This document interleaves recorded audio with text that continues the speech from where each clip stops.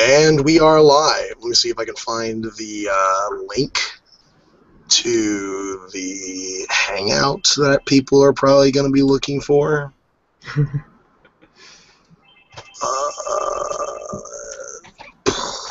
I cannot.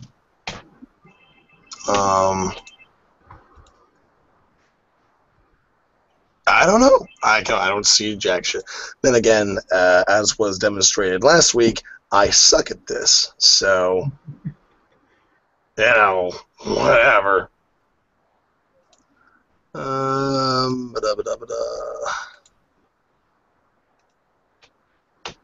Is it under channel? I don't know. No. I'm fucking horrible.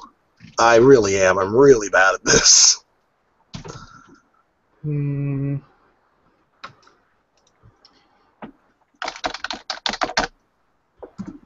Maybe...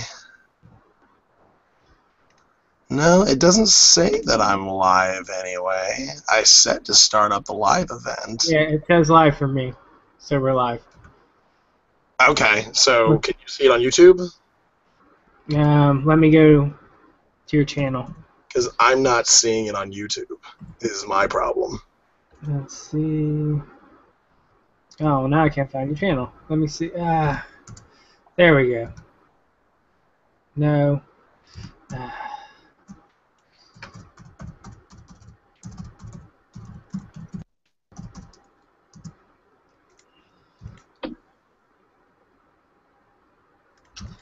Love of God.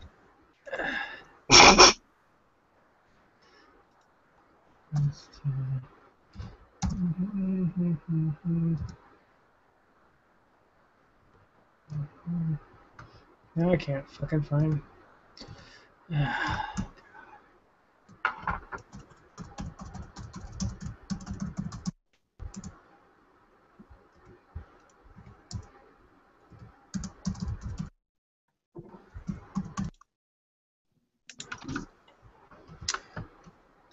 Yeah, it says we're live. Yeah, we should be live. But I don't know where we're broadcasting from. Oh boy. At least I found the screen share option. That's good.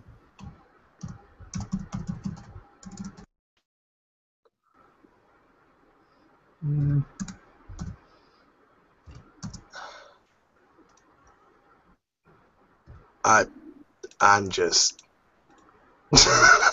Why did this work last time and not this time? Maybe if I did it...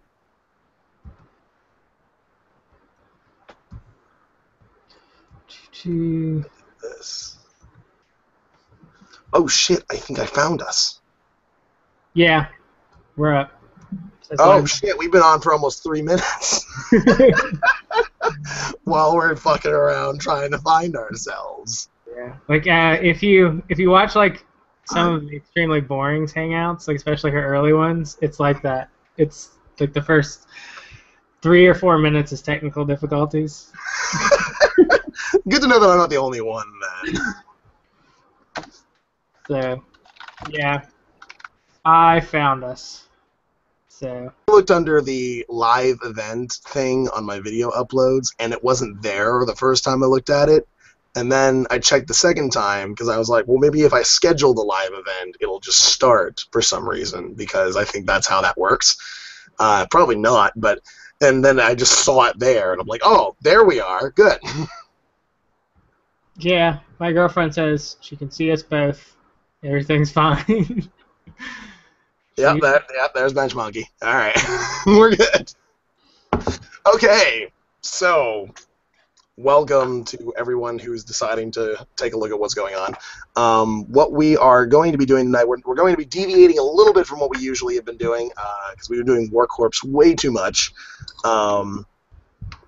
Granted, there's only one video that's currently uploaded concerning that, but I'm more concerned about the live viewers, and a lot of you guys have been with us for the entirety of that, and considering we've done about 6 hours worth of War Corps, I think we should take a little bit of a break. Squester Zone was the one who actually said that's probably the best idea. So we're gonna be taking a little bit of break from that, and then we're gonna come back to it probably at some point in the future. We've actually have somebody who wants to send us his book, so that we can read it and then review it for one of these. So that should be a lot of fun if that ends up panning out. Yeah, like I said, I read the sample of it, and it's not that bad. It's not horrible. It has quite a few typos or grammar mistakes or whatever, but it's not that bad, because if you read like fan fiction on the internet or any kind of fiction on the internet, it's usually like some of it is just why did you even like why did you even did you like read this even once before you posted it? And like it seems like people who is English your first language, like what you know what I'm talking about if you read like any like fan fiction or anything like that, like you like, how dare you? These people pour their hearts and souls into their fan fiction work. You'll come across people who know what they're doing, but then there's so many people. It's like, why would you post something that's so horribly made? It's like, I know you like tried on this, and this was something that you thought would turn out good, but I hate to be the one to inform you, it's shit. Yeah, there's blog posts, like even because people write blog posts pretty quickly, so even like the most educated people who write blogs will sometimes have grammatical errors or misspellings in their blogs. But a story isn't like that. A story is something that you sat down and you thought about, and there should be at least a couple drafts of it. And the fact that people write this stuff that you can't even tell, like it's pretty bad. It's like the YouTube comments, you don't even get ones that bad. Occasionally I'll get a YouTube comment where I can't even tell what the person means to say. And some fan fiction is like that. You can't tell what they meant to say even. Like, they might get some descriptions, and you'll have like a 25% idea of what they're trying to get across. And what you have in your mind is not good in the slightest. The rest of it's incoherent, and what I do understand is just don't do it. See, there's so much fan fiction out there, and some of it is very well done. I'm not sure if you read creepypastas at all. No, I don't. Like I'd say about 80% of creepypastas are really boring and kind of shitty. But there's that other 20% that are just fucking gold. Especially anything you find by the author named Slime Beast. Oh my God, he is a magical writer. Unfortunately, he ended up having a falling out with one of the popular narrators on YouTube because they were narrating his stories, and they were putting ads on the videos for the narrations, and Slime Beast is like, hey, don't do that, because I don't want anyone making money from my stories, including myself. This is supposed to be entirely free. And the narrator's like, well, how do I even know that you wrote this story? I don't even know who you are. So you might have just found this story, copy-pasted it, and then put your name on it for all I know. And then Slime Beast went fucking crazy, and he's just like, fuck all this shit. You don't get to read any of my stories anymore, or I'll DMCA you bastard. So that was a huge fight that went on there. And now there's people who are either on the narrator's side or on Slime Beast's side. Not a whole lot of people are on Slime Beast's side, but I think I am. Just because, if it's your work, then you have say as to how people are allowed to use it, as far as I'm concerned. Yeah. With the internet has brought up so many problems with copyright and stuff like that, but it wouldn't be that hard because you don't need to copyright. Like, I write short stories. I would have to, copyright every single one of my short stories if the law was really that you had to have a copyright even. And it's not really that. As long as you can show that as long as you publish it in some format, you have the right to stop people from using it. So that's the way it works. Yeah. I went ahead and sent a link to one of my friends to see if he wants to participate in this. Since it is going to just be sort of semi-bullshit time, I just figured that having a few other people engaged in the discussion will help it move along a little bit more. And by the way, if anybody else wants to join in, just private message me. If I'm on your Skype list, let me know, and I'll send it to you. If we end up having like a full house, then I'm sorry. Um, there he is now. That's the way it works. If you would, there we go. Okay. One of my friends. Welcome, Callens, to discussion time with Big Lundy and Sequester Zone. You sort of semi-bullshit time. You should probably mute the YouTube video. Yeah. You there, Callens? I guess not. Okay. He's muted. Mike is muted. So He'll join. He'll start talking when he's ready. So one of the other things. So there's a lot of things. What's up? Oh, there you are, Callens. I thought you just had no idea. No, wait, hold on. For a second. Okay, so there's a lot of stuff to talk about as far as what's been going on and topics that have kind of been going on in my head anyway. And so let's start off with some more, like, I guess, mundane things. I was watching. I found a channel that I actually kind of enjoy called Think About the Ink. It's essentially a channel that's all about like comic book news, what's going on in the comic book world these days. Because I really need to catch up. I haven't been keeping up very well with all that kind of stuff, especially since all I've been doing lately is watching like old animated cartoons of the different series. So one of the things that was mentioned, apparently this happened last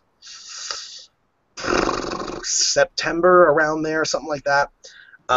There's a thing about Batwoman. Barbara Gordon, as everyone is aware of her, or Oracle, whichever incarnation you prefer. So Batwoman has been I guess Callens left. He might be having technical issues. So Batwoman has been established as being a lesbian character for a long time now. It's been years since that's been established. And one of the things that was discussed in that video is that the sexuality of somebody in like the comic book world that has something that's not, I guess you could say, normal, whatever, like they're not straight or they don't like stick to one person or anything like that, then that usually becomes a focal point for their character, more so than anything else. It usually starts to overshadow them. It usually starts to become a part of the story, like their sexuality, just because it's not normal. And I do think that this happens a lot more often with female characters than it does male characters. And apparently last September, Batwoman was supposed to get married to someone she had been dating for a while in the comic book universe, and that apparently just got shit canned as an idea. Like DC was just like, nah, we're not gonna do that. We're just gonna cancel that. No, we're just gonna continue on with just her having regular relationships. But at the same time, so like I wonder whether or not their decision to not have that happen had something to do with where they thought Batwoman was going as a character, or if they thought that she should remain semi-available or something like that. I'm not sure what their reasoning was. Well, comic book publishers don't like to have characters get married, in general. And there was that big thing when Spider-Man was married for so long, and they finally retconned that. Because they just kept saying, "Oh, we don't have a lot of people." By the way, yeah, like, that was a huge. People were like, "What the fuck are you doing?" Spider-Man and Mary Jane. I was absolutely furious about it, and they kept saying, "Well, we can't write him. We can't write Spider-Man anymore." And like, really, when I was reading comics as a teenager in the '90s, it really was like Mary Jane was always the only thing she was really doing was going around and telling Peter like how dangerous everything was and worrying about him getting killed and nagging at him, and that's all she really did because they couldn't have them get along because that's boring. So they had to manufacture them fighting all the time, which made her just seem bad. Yeah. Because Spider-Man always has to be in the right because he's the hero. Yeah, and he's so charismatic, you know. Yeah. Yeah, but they could have just, maybe written them like real adults and actually tried to do something different. That was the main problem with Spider-Man and Mary Jane, was that they the makers wanted Spider-Man to remain young in the eyes of the readers, They didn't want him tied down. They didn't want him to continue having this relationship, and they didn't want him to essentially grow up. They wanted him to remain like in his early 20s Peter Parker, rather than growing up, becoming like and going into his 30s, all that kind of stuff. And I just thought that was such a huge cop out for them to just say, well, we just don't want to write him like an adult. Like, why? Why not? I would love to see like a 45-year-old Spider-Man with like a big beer gut and like this spandex suit. They're just like, and it's just like it's form-fitting. So he just has this massive gut, and there's like a little spider symbol in the center of it. Well, I don't. He does a lot of exercise, even if he did get into binge drinking. There is a series that's like kind of like the Dark Knight Returns, only with Spider-Man, and he's older. So he kind of was like he was way older though. I think he was like supposed to be in his 60s or 70s in that series. And like he is like drawn like that though, like really kind of dumpy. He doesn't quite fit anymore. I guess that's the view of comic book editors and I guess the people who are employing the writers. Like, if you draw somebody who's older, they have to be out of shape. So I imagine whenever he goes to lift up something heavy, it's like a little too heavy, and either he just kind of drops it. Oh shit! I am too old for this bullshit. That comic was like depressing though. I read it and I was just like, this just makes me want to kill myself. It's absolutely the most. It makes getting old seem like the most depressing thing ever.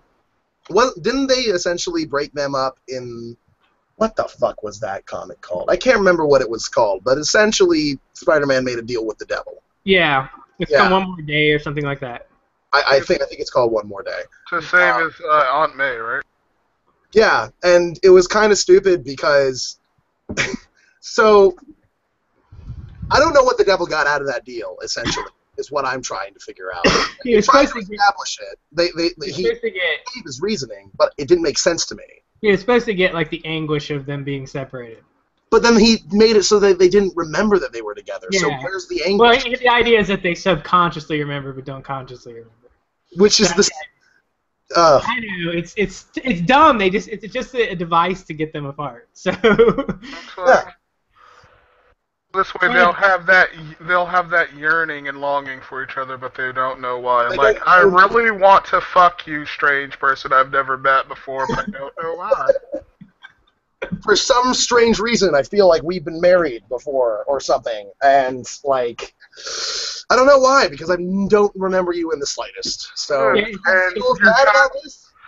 kind of creeping me out because you're giving me rapey vibes, but yet I still feel this longing for you. If you read that that run that followed it too, it was they had 4 different writers writing it, and now Dan Slott just writes it by himself because he's obviously the best writer, but. They just put all these like contrived stupid things in there. They like, had a character that named Jackpot who like looks just like Mary Jane, and you're like, is this Mary Jane? And they're just fucking with you the whole time about whether it's Mary Jane. And it was just it can't be her because it's too easy. So like I'm just like, when are they gonna reveal who she is? And I got bored with it after like 10 issues of that. Spider-Man really lost a lot of appeal for me pretty quickly after One More Day. And even prior to One More Day, there was a lot of problems that I was having with Spider-Man, especially during the Clone arc. Oh my god. Contrivances seem to be par for the course for Spider-Man arcs in general. Like, there was going to be something that didn't make any sense but was supposed to tie up loose ends that was just annoying. Yeah, the problem is Spider-Man had 4, and at one point he had 5 different comics. And when you have like 5 storylines going on at once, that kind of causes that. And like the way the Marvel movies are going right now DC is going to start copying that. Eventually they're going to run into that. And everything's just gonna start falling apart. And like that's what's happening with the Spider-Man movies, is that they're trying to build that, like the idea of like spinning off and doing other stuff, and like why? It just causes so many problems. Like when you have just one character, why? And it's especially problematic when you have one character. Like you have 4 Batman comics, and you have to make them the continuity work between these 4 different comics with 4 different creative teams doing their own thing. And they may not even get along, to be honest. Yeah. And like the big thing about that is that's another thing that's par for the course for the comic book world. Like as soon as another media like a TV show or a movie comes out that establishes heroes in such a way, comics for some reason feel the need to follow that.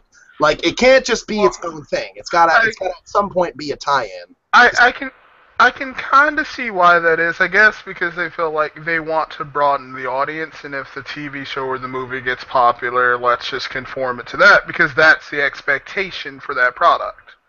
I mean, it is, but why not just let the television show or the movie series or whatever be popular on its own, and have that draw in new readers who can then find out what the original story was all about.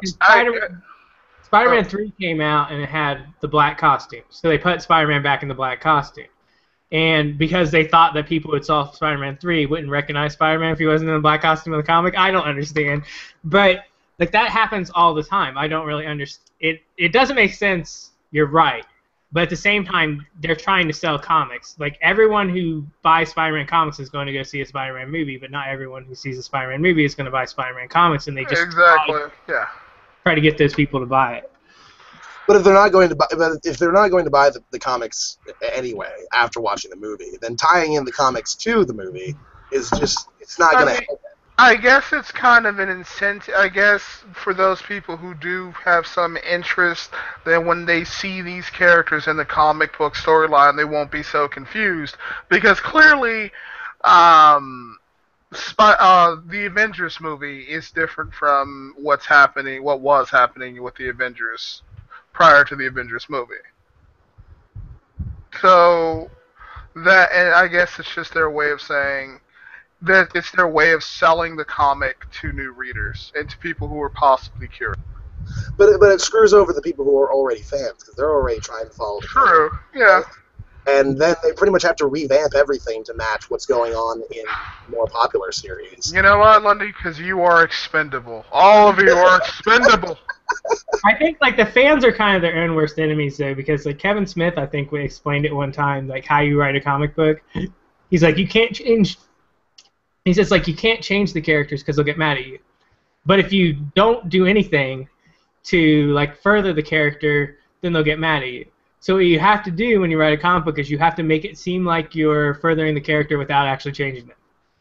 And like that's true. Everything has to remain the same by the end of the comic series. Yeah, it's like a sitcom. It's like something happens in every sitcom episode that shakes up the status quo, but the status quo returns by the end. And like The Simpsons always makes fun of that. If you've watched like a lot of Simpsons episodes, they like have episodes where like Homer or Bart will say something. It's weird how everything went right back to how it was before. Like they literally like broke the fourth wall and said that. Futurama screwed around with that one for an episode. I know Scrubs made fun of that once too. I don't know. It's a really simplistic style that is just, at least as far as I'm concerned, is just a little intellectually insulting. But I guess it works for the comic book fans at large. I'm thinking that standalone stories and are a staple here, I would say, in our entertainment. You know, like we do like the standalone formats, small self-contained stories that don't have a big arc or like an overarching narrative. Like look at the Batman the animated series. Like all of those episodes were pretty much standalone. They were all small, self-contained stories. Yeah, but there was still continuity in that. I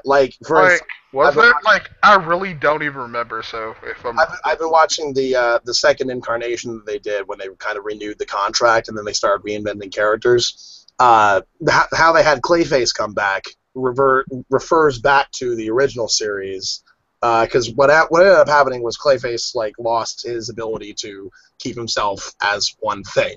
And so he fell into the ocean after having a fight with Batman, and then just fell into a million pieces. But then that floated over to a sewage drainage pipe, and I guess the chemicals in the drainage pipe allowed him to put himself back together. And so that's how he came back. It's fucking comic book logic, like just random chemicals. All right, he created that little girl or whatever that was supposed to go out and scout around for him. I remember that. Yeah, It and was then fucking Robin weird. gets his heart breaking, and then they fucking arrest Clayface, and he's just like, "Yeah, I got another charge for you, murder." It's like, shut up, Robin. Like, to be fair, weren't those different writers though? Because I know one was done in the Tim Bruce style, and the sequel to that was done in some like completely different art style. Like I think fairly different stories. Like I mean, They were fairly different art styles, and they were kind of reinvented. But the second writer did try and make sure that everything that he did made sense within the already established animated series universe. So it's not like it was the same writer, but they tried to make sure that nothing contradicted each other in a good way. Okay, so it's not like how the guy behind Arkham Knight is like, oh yeah, Arkham Knight is like a continuation of like the Batman animated series, the Tim Bruce version, which was like, what? That's not even possible. What?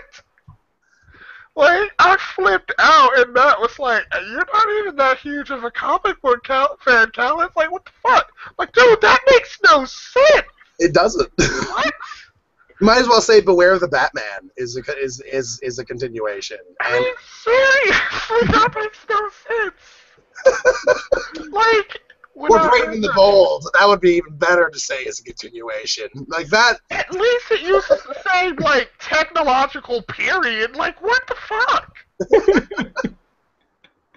You know what's funny about Batman is that when Batman Beyond came out, I watched it and I enjoyed it. But there were so many other Batman fans that I knew that were not at all satisfied with Batman Beyond. They did not like it in the slightest, and I know why. Because they all explain like their reasoning. Like one of the big ones is that none of the new villains are really memorable for the Batman Beyond series, and the villains are what makes the Batman series in the first place. I liked Blade. It was awesome. Well, I mean, by and large, the Clown Crew. Like, seriously, did anyone give a shit about them? Yeah, well, like when you're dealing with Batman, Not really, yeah, Batman had like what 60, 70 years to develop Mhm. villain. So, But the villains got getting reinvented. Like, for so long, Joker wasn't supposed to be this, like, just a random psychotic guy who just kill a million people just for fun. exactly. But He no, was just kind of the kooky character. well, like the Joker when he first appears is actually like that. He's really dark in the 40s. Mhm. He's killing people in the 40s, like That's true. stuff. And then they made him goofy like in the 50s and 60s. But like they had all those years to develop all these characters, and no television writing crew is going to be able to develop that many interesting characters just over like the course of a few years. Yeah. So that's what I know when they had Ultimate Spider-Man, they had this great idea, let's create a new villain instead of just reinventing the old villains. And they created a new villain. I even forget what his name is. He's that forgettable. Yeah. And like it became a punchline for like a long time that they created like the most dull villain you could imagine. And they even like the Shocker as he appears in Ultimate Spider-Man is made fun of like as this completely inept villain. So they even were making fun of some of Spider-Man's villains from the mainstream Spider-Man being goofy in that, but then they created like the goofiest, dumbest villain ever, and that's the problem you have. Like when they did the after the One New Day too, they said we're not going to use any of the old villains, and like most of the villains they came up with were pretty generic. And once again, like the ones that Dan Slott invented were the better ones of the villains that they created. But they're like, we're not going to use any old villains for a while. And that became really boring. It's really telling how like the best part of Batman Beyond to me was when they did that film Return of the Joker. Yeah. Like it's very telling that you have to bring back an old enemy to really make some interest in this new series. And I think they also brought Ink back in, which was weird because she was kind of like a C- she was kind of like a C-list villain, yeah. And they just kind of like brought her in for an episode for Batman Beyond, and I'm like, why? Why her of all people? But the other thing that apparently pissed off some Batman fans was how they handled Talia al Ghul and Ra's al Ghul. Coincidentally, this is going to be spoiling what ends up happening, but if you haven't seen it by now, it's kind of your fault. But essentially, Ra's al Ghul is so fucking crazy at this point from continuously using the Lazarus pits that he ends up taking Talia's body for himself to use, and like so many fans are like, no, he would never do that ever. I'm like, why not? It makes him go insane. If he went insane, like, he's not like the most sane person to begin with, too. Yeah. So, I mean, it's like if there's one thing that Ra's al Ghul values in this world, it's his daughter. It's like, well, yeah, but he also goes crazy and crazier every single time he uses the pits. You see it in the first incarnation of the animated series.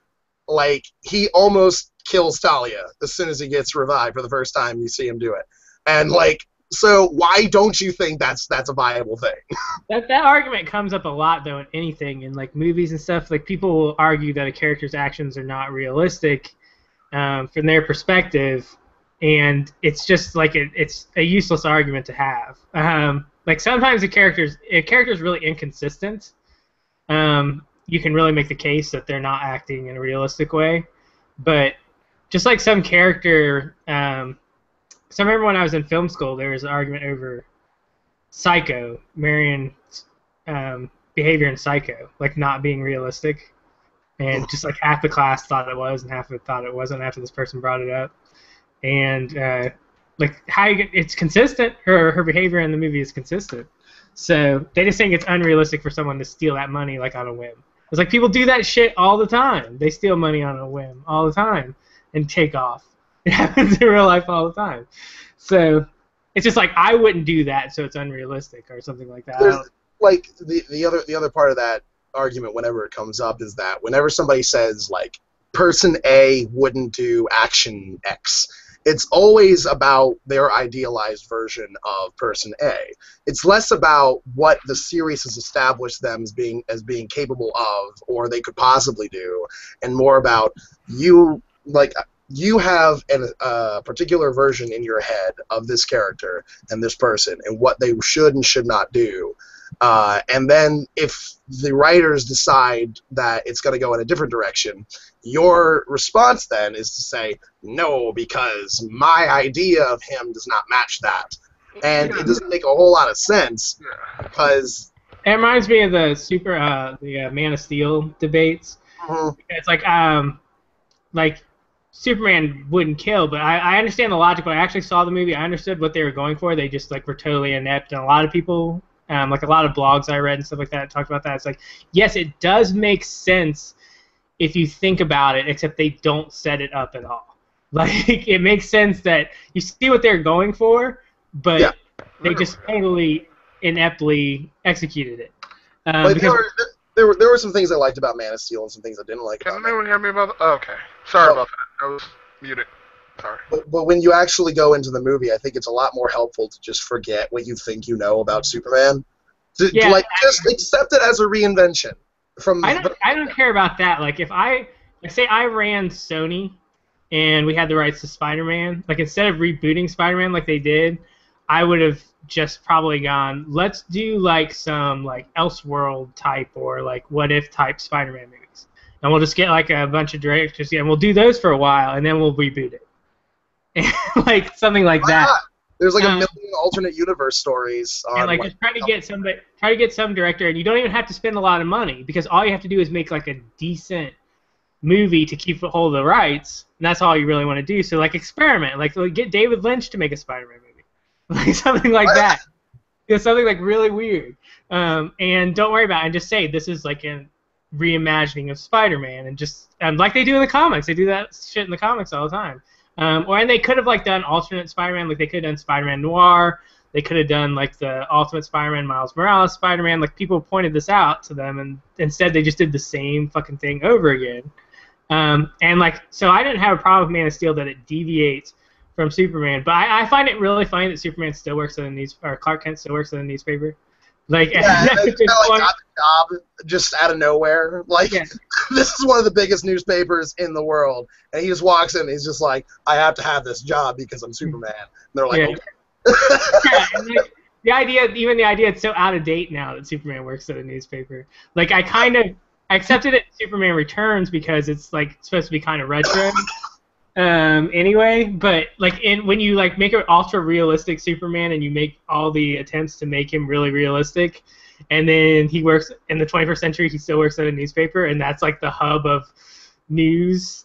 Yeah, they already established that like that looking up news online is like the predominant way to look up news in the movie. So why not just have him be a part of like a blog site or something? That would make a lot more sense.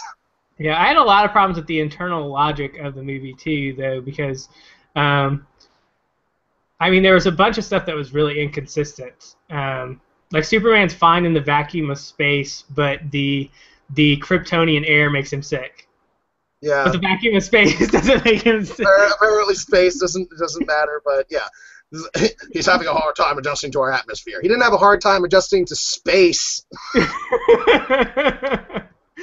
And there's the other problem of Kal-El, Superman's dad, like for some reason being able to match a military leader on Krypton. Like they've already established that whatever you do, you were born to do. You were designed to do. You were genetically designed to do. So how is this scientist guy able to match up against a soldier? Clearly he was not He was not designed to be able to do that. Yet somehow he was able to just do that. I don't understand.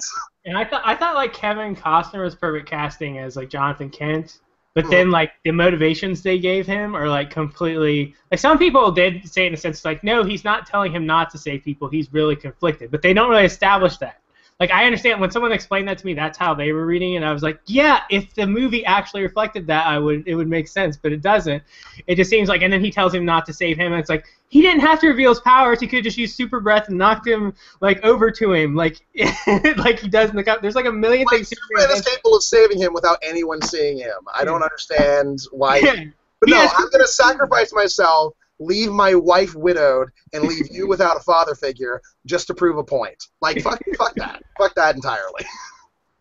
Yeah, like, Zack Snyder, I actually liked his Watchmen adaptation, even though every time it really deviates from the comic, it's where it starts to suck.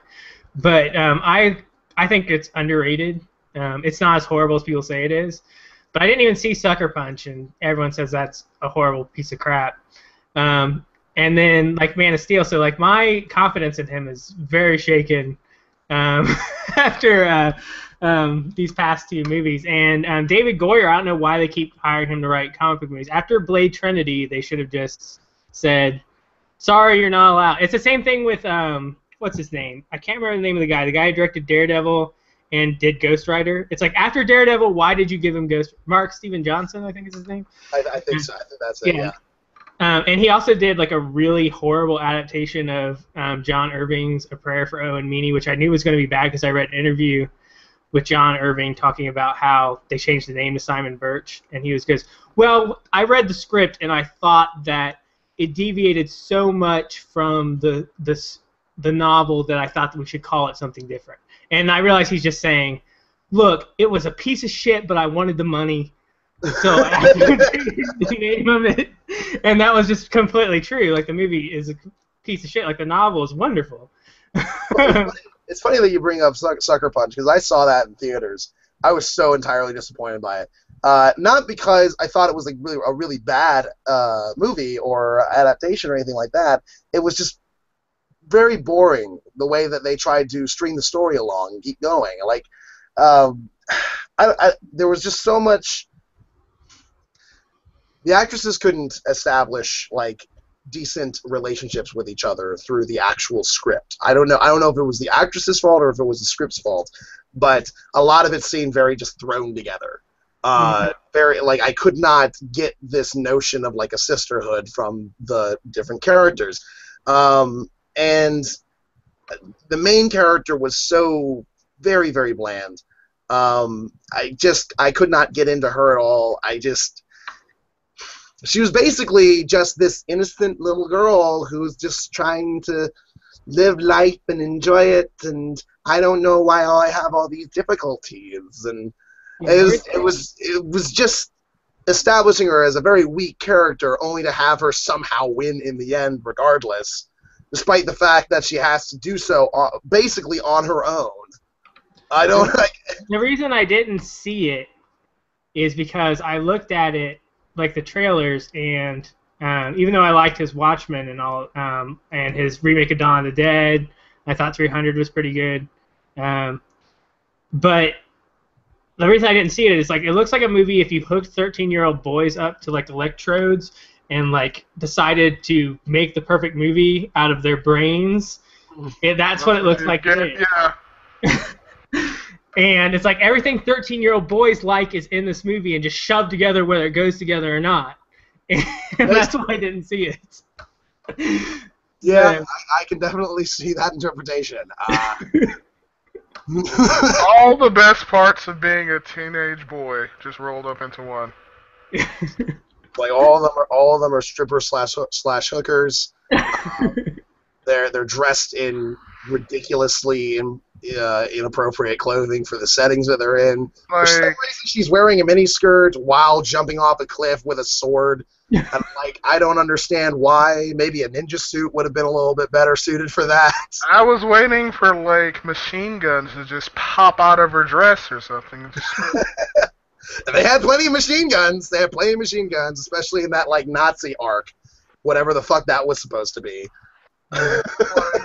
We have everything a 13-year-old or even a 12-year-old boy would love. Please come watch. You play Call of Duty and do you like Nazi zombies? Guess what? We've got a scene for you. Like, it was, it's just not a very well done movie. I just don't think Zack Snyder should write. If he has a good script, he does pretty well. And like I think that was the problem with Man of Steel is just he had a bad script. And the only reason I think that the Batman versus Superman is going to perhaps be decent is Ben Affleck brought in a writer. He was like, yeah, this Goyer guy, we're going to replace him with my writer. So, I mean, as much as people complain about Ben Affleck being cast, like Ben Affleck may be the saving grace of the movie because he was like, yeah, let's bring in a good writer. Yeah, like I'm not quite sure why a whole lot of people are so pissed off about Ben Affleck being cast. It doesn't, like, because he's not a terrible actor. Yeah. And he can't be worse than George fucking Clooney as Batman. George Clooney was so lazy. It was like, give me my paycheck. Basically.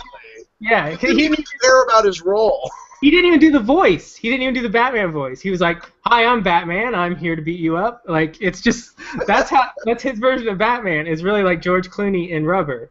Like, it's, like you compare it to like even Val Kilmer, who he replaced. Like Val Kilmer, like some people said Michael Keaton is a better Bruce Wayne than he is Batman, which I'm not sure everybody agrees with. But like his Bruce Wayne is like really multi-layered and interesting, Michael Keaton. And then they said Val Kilmer is a boring Bruce Wayne, but he's a really good Batman. Like some people said that when like Batman Forever came out. But like Christian Bale, I liked how though I hated the Batman voice after a while. Yeah, he went way too far with that voice. And But once it got started, he couldn't stop. But like I loved how he played the Bruce Wayne, like Bruce Wayne as a character, and like he played it like, you know, this is the really who Bruce Wayne is. When he's with Alfred, that's where you see like who he really is. But then he plays Bruce Wayne as this obnoxious playboy when he's in public, and I was like, yeah, that's perfect. When I saw Batman Begins, I was like, that is perfect. And I really hated the third Nolan Batman for various reasons, but mostly because it doesn't make a lick of fucking sense if you really even think about it for a second. But also, like the 8-year thing really bothers me, and I explain to people all the time. It's like between The Dark Knight and Batman Begins, it feels like shit has happened. Yet the length of time is much greater between the other two movies, and literally Jim Gordon is just finally like, I'm starting to feel guilty about that Harvey Dent thing. And also I thought like it was crazy that Batman was retired. And here's how, like, if they brought me in to fix the script, here's what I would have done. I would have gone, why do you have this fucking character Nixon here who wants to replace Gordon anyway when there's no conflict really between them? Batman didn't retire. Batman's still active. He's an outlaw. Gordon has to pretend to chase him because he has to pretend Batman's a really criminal, but he knows he's not. Conflict with Gordon. But because he has this conflict now with Batman, there's another guy gunning for his job. Another conflict. That's screenwriting 101.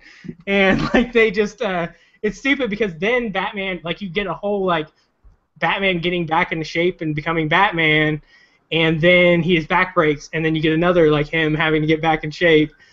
Like so much of the movie devoted to that. Yeah, it's like the worst pacing ever, and like I thought the movie was horrible. I couldn't believe so many people thought it was a great movie. I was just like, and maybe I would have liked it better if like the previous movie hadn't been so great, perhaps. I guess the only thing about that movie that I thought was kind of nice is that they didn't portray Bane as a retard. I think I would have liked the movie better if I were a libertarian. I could... Possibly, yeah, because there was a lot of that in there. Yeah, Anne Hathaway was great though. I also would have made like since you have a gap between movies, just like establish some things have happened and Catwoman's shown up, and then don't even have them get to know each other. Have them already have a history. Like do that too, because I don't know why they don't do that in the movies. Too, like pretend that stuff happens between the movies, like because that's more interesting. Like at least establish some sort of universe. Yeah, like that happened. Like instead of this fucking vacuum. Like 8 years passed and nothing happened. Like I can handle maybe a month of nothing happening after like the Joker. Like people fucking still reeling from that for like a month. But then after that, people get back to their fucking lives, and like criminals start doing criminal shit again, and that they need Batman back. Like yeah, like the whole idea that Gotham doesn't have crime anymore because they just made this law, which is supposed to be another kind of nod to the Patriot Act and like what's been going on, and like but the political message was totally. I've argued with people because there's people who are snobs who will argue The Dark Knight's not a great movie. And I argue with them. I was like, no, the political allegory completely works. It just shows both sides, and that's why like there's some people who don't like it because it actually shows you like, look, the Bush administration did these things and they're morally questionable, but here's their logic for doing them. And then like shows you also the consequences of doing those things, and it like actually wants some ambiguity there. And that's why like there's a review by David Denby who writes for New Yorker and is very liberal that's like calls it basically apologism for the Bush administration, and then you have Armand White, who a lot of people call him a troll all the time. No, he's just really right wing. Like if you really, his reviews are consistent. He's just an incredibly right wing asshole. He's just kind of silly. Yeah, he called it post 9/11 hipster nihilism, which is just him saying this movie questions the Bush administration, therefore I find it offensive. And like they're both right. The movie does both of those things, but it does both of them.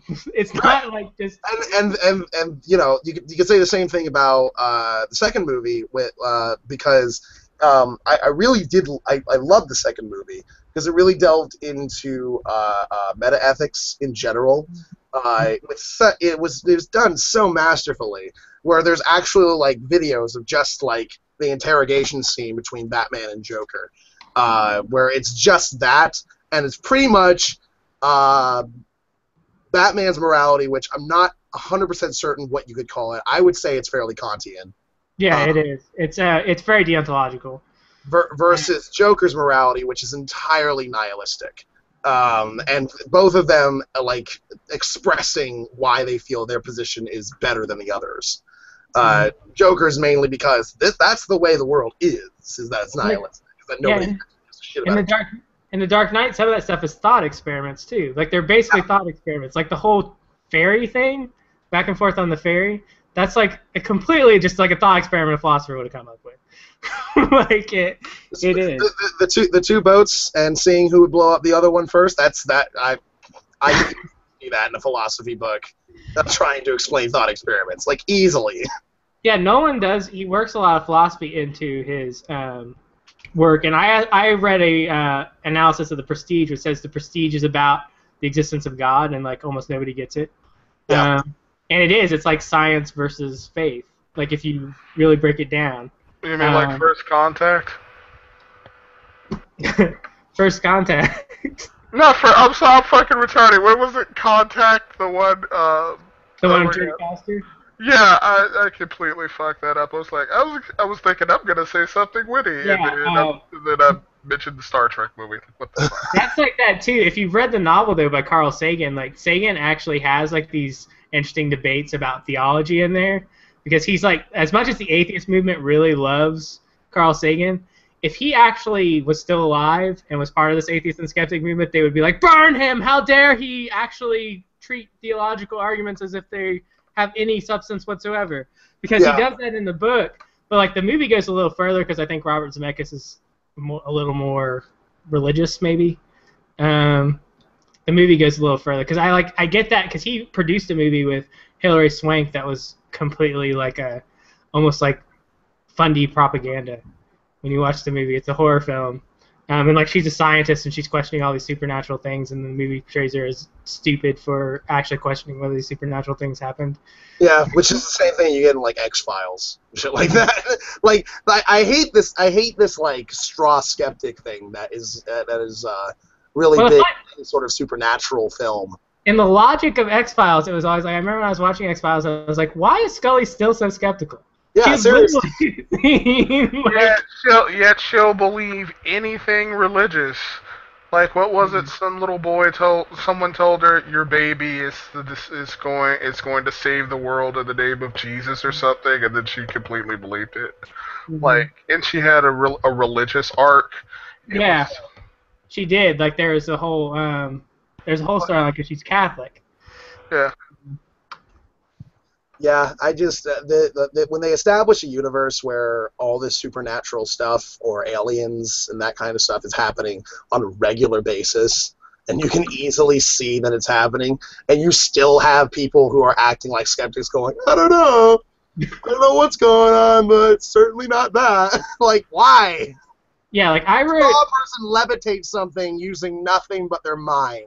And you're like, nah, I don't think that happened. It was probably chemtrails. The chemtrails in the sky, like, made her body levitate somehow. Like, I read a novel last year, and it's a fantasy novel, and it takes place in the 30s. But I had this idea that, like, real history, it's going to be kind of like alternate history. But there's magic and stuff in it. But I did this, like, whole kind of like what Joss Whedon does with his shows. Like, this stuff exists, but most people don't know about it. But if I put like a skeptic character in there, like it would just look ridiculous. It would just be dumb.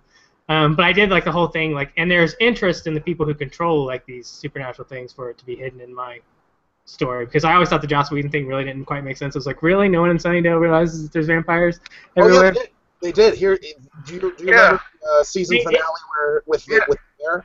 All of the there were demons running away with humans and shit because they were trying to get away from the entire school. The end, but like we know this stuff is happening, and we know you guys are taking care of it, so we'll help you. But the first 3 seasons, though, really, it's like nobody notices, and it doesn't. It starts to develop more. Though, like the thing about Buffy the Vampire Slayer, though, is like season 1, 2, and 3 are like its own story, and then season 5, 6, and 7 are like its own story, because in the first 3 seasons, it's like their children and the monsters represent like the adult world, like the fear of adults, and they're innocent. Then after season 4, when they like tried to do the college thing and it just didn't work, they decided to do something else. And 5, 6, and 7 is now they're adults. That was the whole point of giving Buffy a sister, someone she has to take care of. She has to get a job. She has to do all this stuff. Like they become adults, and like they are the monsters now. Like it's like they are part of the world of monsters, and like that's why Willow like goes nuts and like all that stuff happens. So it makes more sense that in the later seasons people are more aware of what's going on, but the early seasons they're just like, wow, what the hell happened? Like Snyder like always like says stuff like gang on PCP and like stuff like that, like in episodes, and like they make a joke out of it because it's really absurd that vampire attacks would happen on a weekly basis and people wouldn't notice. But like it really, for the first 3 seasons, it is a world where no one really notices, and like same thing with like Angel is even weirder, that most of the people in Los Angeles don't know about the supernatural, yet by the logic of the show, there should be demon bodies like sitting like in the street everywhere because Angel like breaks necks and just leaves the body there all the time. So there's a whole club that's run by a demon that like nobody is apparently aware of. Yeah, it's like the peace zone or something where you can't be violent there. Yeah. Caritas. Yeah. Is what it's called. Gotta love that place.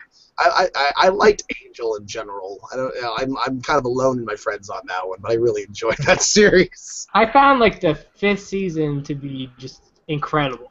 Like that's the show. Like I wish I had continued past that. But like the last episode of Angel, and a lot of people feel this way though. When it first aired, people were really disappointed because it's kind of it seems like a cliffhanger, but it's the perfect ending to me. And I thought it was an awesome ending to the series. But when it first aired, like people were hugely disappointed. Like on the internet, people were going nuts and going, like, "Where's the second half?" And I was like, "No, like it makes sense for that show to end because it's much darker than Buffy to end like that."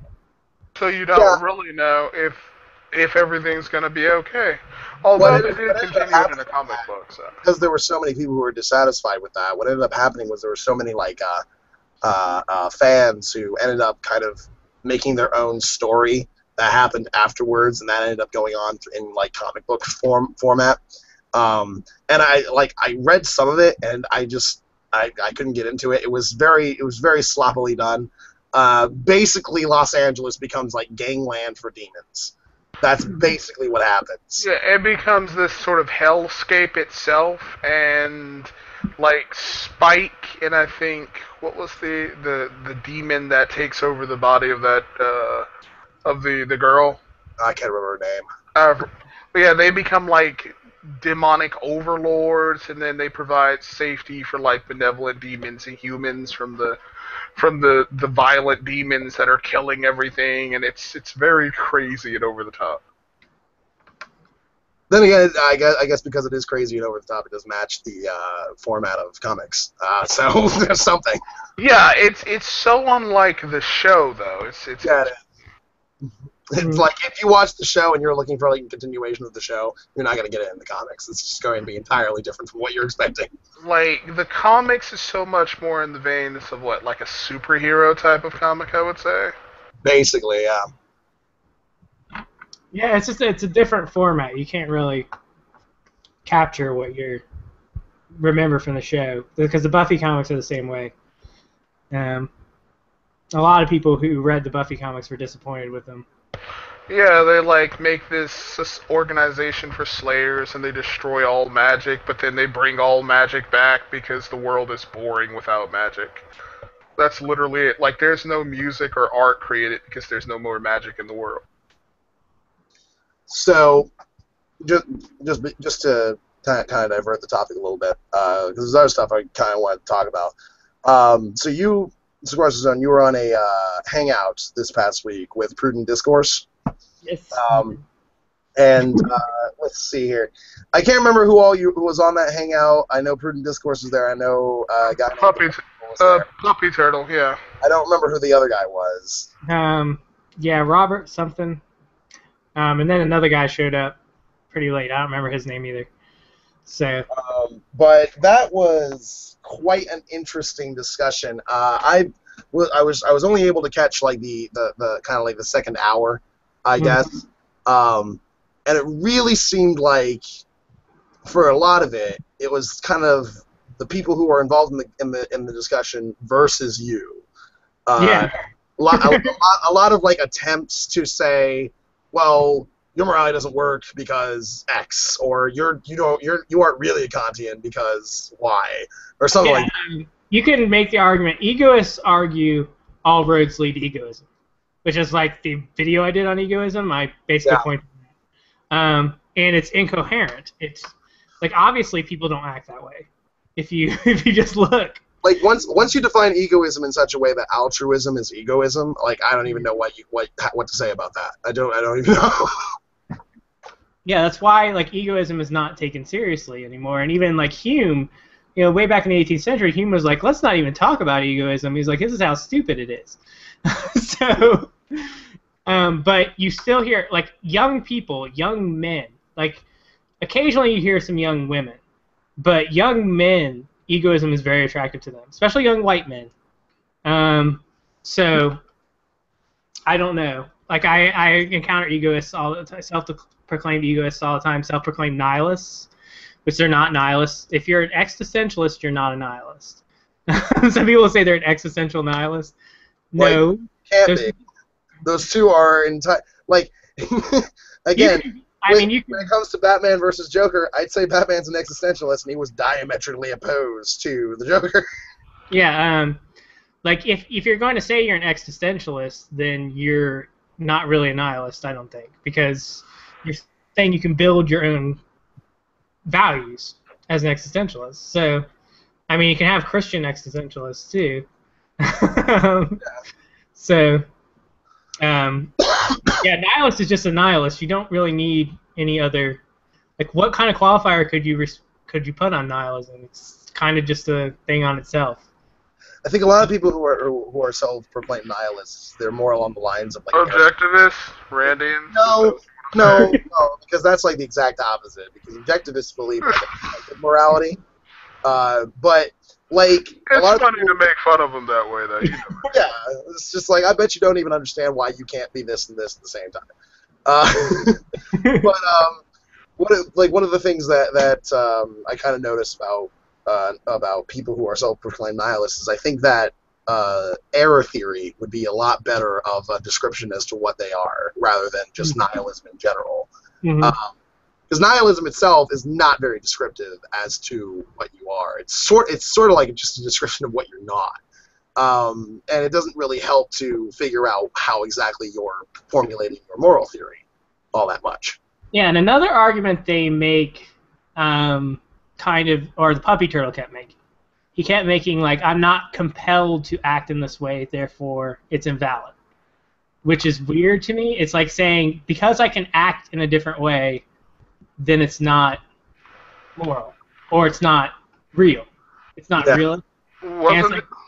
Like because there's no like force that's forcing him to act in a certain way, aside from perhaps his own ideas as to what would be optimal, then that means it's all relative, I guess, for some reason. It could still be objectively wrong, even if you're acting in that way. And that's fine to say to a Kantian because our morality depends on free will. So it's the one moral theory that depends on free will the most. So, yeah, it's weird to say because, like, yeah, our whole point is that you can act in a different way. I think the Puppy Turtle. I'm sorry for cutting off, Lundy. Sorry about that. I'll be quick though. The Puppy Turtle. I believe Lundy made the comment to me that he said that he was going to nail you down to a position or something. Yeah, he was just trying to, I guess, find like the flaw. Or get me to say something that would contradict what I'd already said. Yeah, like he already had an idea in his head about what he wanted you to say to say that you're contradicting yourself. He just wanted to ask you questions in such a way as. Yeah, lawyers do that. They just ask you the same question. So. You have to say that there's nothing. You're having problems, right? You have to say that there's nothing wrong with that, and once you say that, then you're. Then I lose. You know, like I think your response. The response from you that I liked the most about that was, yeah, but I can't really imagine somebody who has. Is your mic messing up? Because I'm not hearing. Sorry, you. What was that? Is your mic messing up? I'm not really hearing you. Oh yeah, your mic's starting to not work. I'm not hearing. I think it's something with the Hangout. Yeah, lower your bandwidth a little bit, Lundy. Try unplugging and replaying. Oh, there we go. Now I can hear you. Is your computer on? You're not hearing. Well, shit. Anyway, you have to repeat everything you just said because I didn't hear any of it. I did. Can you hear me now? Yeah, I can hear you. Yeah. So what were you saying? I can hear you. Can you not hear me still? Lundy can hear was you. having an entire Okay, good. conversation So, with so basically, the thing that I really liked from you, as far as the response, okay, as far as your response, son of a bitch. It keeps going out. I think when he tried to make the point that somebody could conceptually exist who has entirely, son of a bitch. We're getting parts of Hold the on, let me message. try plugging and replugging in my mic, see if that works. Ma'am, you have to calm down and explain what the problem is to me, or I can't help you. I just get that. That's the impression I get right now. It's like you're just like sitting. You're the customer support guy. You're trying to help the person on the phone, and they keep asking you just all sorts of questions like, "It won't turn on when I press the power button. I think it's broken, ma'am. Have you plugged the computer in?" I think it is. Wait, no, you're right. No, I plugged it in. It's on now. Thank you, man. That's what my dad was doing for a long time, because he's a computer programmer and he works for the government, and they put him on the help desk, and literally people would call him for like the stupidest things. Can you hear me now? Yes, perfectly. So that's my mom has asked me, like, every time my mom needs to copy and paste something, she calls me and she asks me how to do it. And I'm like, I showed you this like 5 times. The last time I was over your house, I showed you how to do it.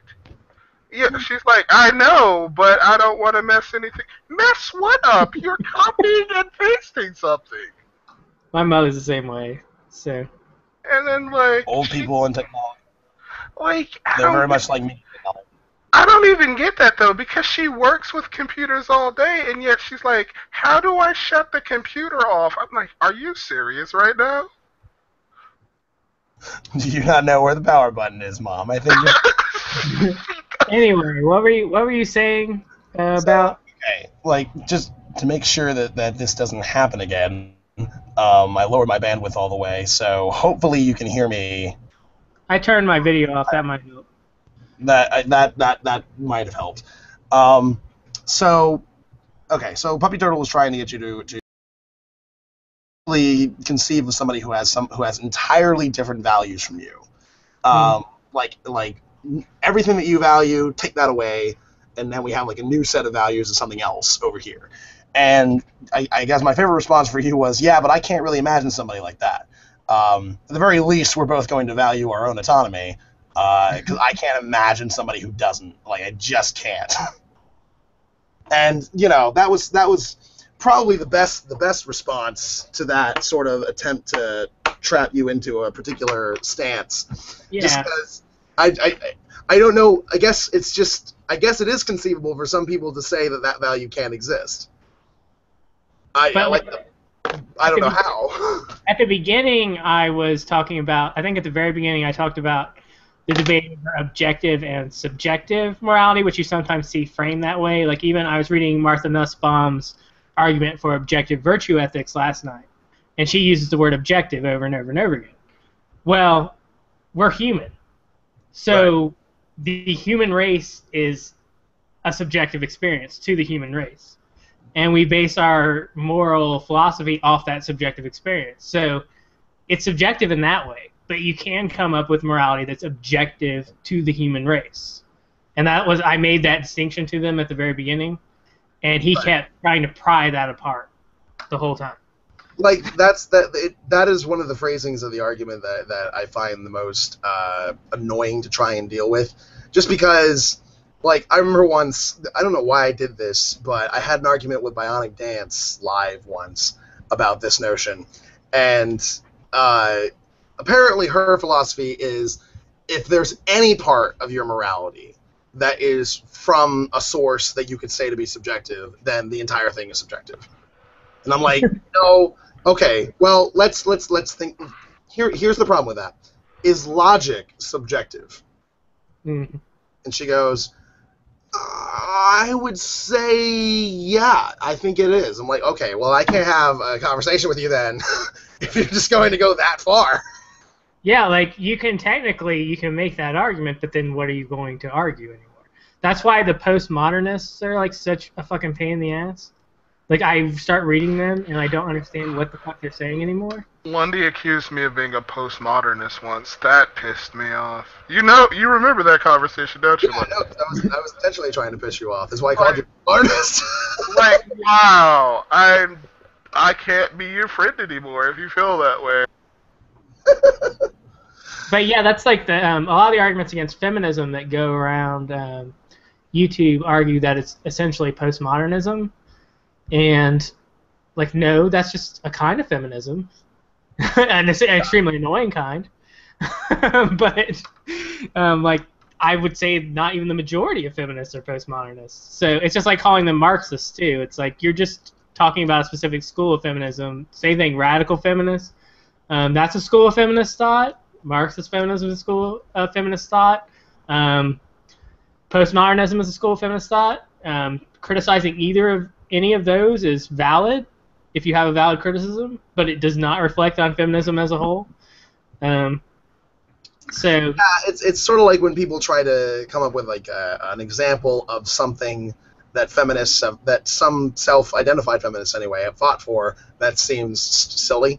Like I brought this up on, I believe, our last hangout, but eye rape, stare rape anyway, is a little absurd to me. Yeah, there's no like proportion idea in that, because staring at someone in public when you know it bothers somebody is a bad thing to do. Right, it's creepy. Is it equivalent to raping them? Obviously not.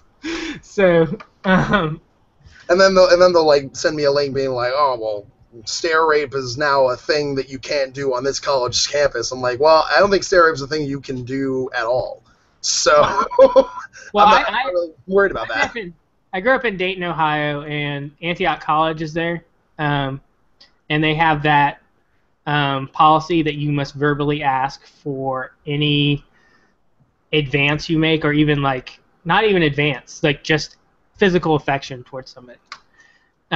You must verbally ask, and for each stage, you can't like just ask someone to put your arm around them and then kiss them. You have to verbally ask for the kiss as well.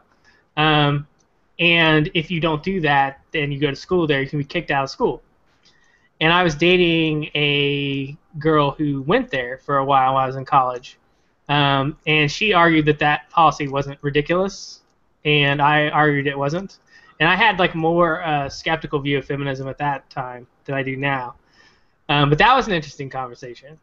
But yeah, I mean, you can come up with like some college campus or some local area that has instilled a policy that's kind of ridiculous, but just like criticizing any sort of extremist of any ideology, it doesn't reflect on the entirety of the ideology. Yeah, because you can do that. You see that just the right wing does it with socialism and communism all the time. It's just a common thing they do. I finally found, I don't know if you've seen that Noam Chomsky supposedly criticizing feminism clip that goes around YouTube. I finally found there was one. I found the video that comes from, and wow, is it dishonest. Is it like Michelle Obama saying that Obama's from Kenya dishonest? It's Noam Chomsky's talking about postmodernism. It's obvious from me watching it. That's what he's talking about, is postmodernism. And they say like the actual clip is like Noam Chomsky explains feminists like Rebecca Watson is what it's called, and then like there's no links to the actual video he took this from, but there's a bunch of links to other anti-feminist videos within the below bar. And I finally found it, and not only does he also calls feminism Marxism in like the description and everything. And Noam Chomsky, if you go back a minute from where they took the clip, the clip starts, he starts listing all the things about feminism that are true, like that women are discriminated against, that the scientists do consist of mostly white men and they resent people, minorities and women coming in, and they do make it harder for them to get in. And like he just gives this list of things that he agrees with feminism on. But then he says the postmodernists take this and say, well, the entire structure is not valid because of that. And it's so dishonest. I could not believe it. It makes Thunderfoot seem reasonable by comparison. I don't doubt that, because I know Noam Chomsky himself agreed with so many things the feminism. Yeah. And, like, it didn't make any sense to me that people were saying that kind of stuff, because I know people were saying that, but I had no idea where they were getting that from. Yeah. Every time I would ask for a source, I wouldn't get anything. It's going to be in my atheism video, my big long one, because like atheists spread more disinformation than fucking fundamentalists on YouTube. It's crazy. So it's going to be in there because I'm going to show like a lot of Thunderfoot's distortions and then show that at the same time. Hardly any big atheist did a whole video on the Hobby Lobby thing. Even like Steve Shives ended up talking about it on one of his videos, but he doesn't have an actual video just about that, which I think was an oversight on his part. But like almost nobody does. It's really surprising how few people have a Hobby Lobby video, and Jacqueline Glenn is one of them who does. I'm surprised TJ doesn't have one. This seems like it would be the video for him. Like this ruling was made for him to make a video about it. Yeah. The day that it happened, he posted something about the UK smoking ban, and then for weeks it's just other subjects, and never mentioned a Hobby Lobby. It's pretty bad. Yeah. I mean, I'm not talking about it myself on my channel, mostly because I know that I'm not qualified at all to talk about like legal cases and legal precedent and all that kind of stuff. That doesn't stop the Amazing Atheist. No, but I'm not the Amazing Atheist. I'm not gonna like go out there and just be like, "Here's my uninformed opinion about bullshit." But I'm not that silly with my ideas. Well, yeah, but like these people are supposed to be like the activists. They're supposed to be like the people who are advocating for separation of church and state. And you even have Justicar who thinks he's a legal scholar, who says like, oh, I think it's a silly idea, but we in this country have a history of protecting silly ideas through the Constitution. And I wanted to just be like, you mean like gun rights? But but that's his whole argument. Is like, yeah, it's a silly idea, but you should be, and like suddenly you are defending religious freedom now that it protects a large corporation. That's just weird. Not that he's like really made that the main platform of his videos, but he's pretty anti-theistic when he bothers to talk about religion at all. And you know, like as far as the Hobby Lobby case is concerned, there was a story that came out not too much longer after that. I thought was just fantastic, where essentially Obama made it so that if you continued to bitch about birth control being provided by companies, you would automatically make yourself out to just be someone who's against birth control as a concept.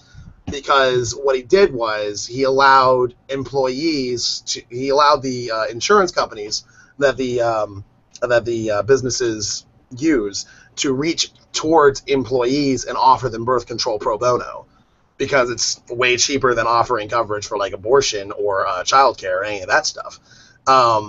So now it's like on the insurance companies to come by and be like, hey, we're just going to give this to you. And now nobody can really bitch about it unless they are just entirely against birth control, and as it is. In that case, it would make it entirely a religious issue, or at least an issue that the law has no comment on. So it was a really good troll attack that I think Obama did, where he's like, okay, now that we've established what you guys think is the preferred policy, I'm going to still circumvent that policy and make sure people get birth control without violating any of that. Yeah, like it's a completely it's really completely statutory. It's not constitutional. So the Democrats have already put together like a lot of stuff to try to, basically stop them. And but it sets a bad precedent because now we've already established a lot of people, like some right wingers are arguing that the corporate personhood and the religious freedom of the company were actually contradictory and not in relation to each other. And I'm like, no. In a previous ruling, they decided corporations were people, and then in this ruling, they decided that people have a religious right that they've never had before, because the corporations are people. If you gave that right to just the corporation, it would still be fucked up. But you've already established that corporations are people. So if you establish corporations have this right, you've established people have that right. So you've basically changed the entire interpretation of the First Amendment in regards to religion. Mm-hmm. And like, it amazes me people didn't see it, because I'm not. If I had went and got my PhD, I probably would have went to Bowling Green, which has like a PhD program which is just ethics and legal and political philosophy, because that's what I was most interested in.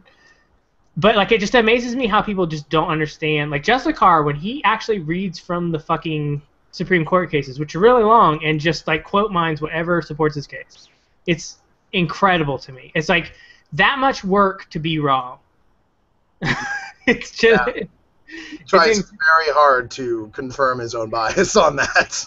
I'm sorry, go ahead. Like when he said that thing about the BMI case, he just took the part and he played.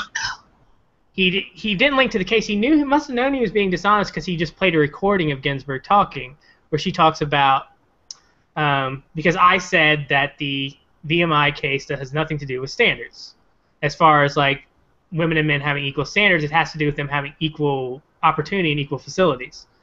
That's what the case was about. It doesn't matter what the consequences of the case was. What the case was actually about matters. But the argument that VMI made was that they would have to, like, it would hurt the men's standards, which is Justicar's argument.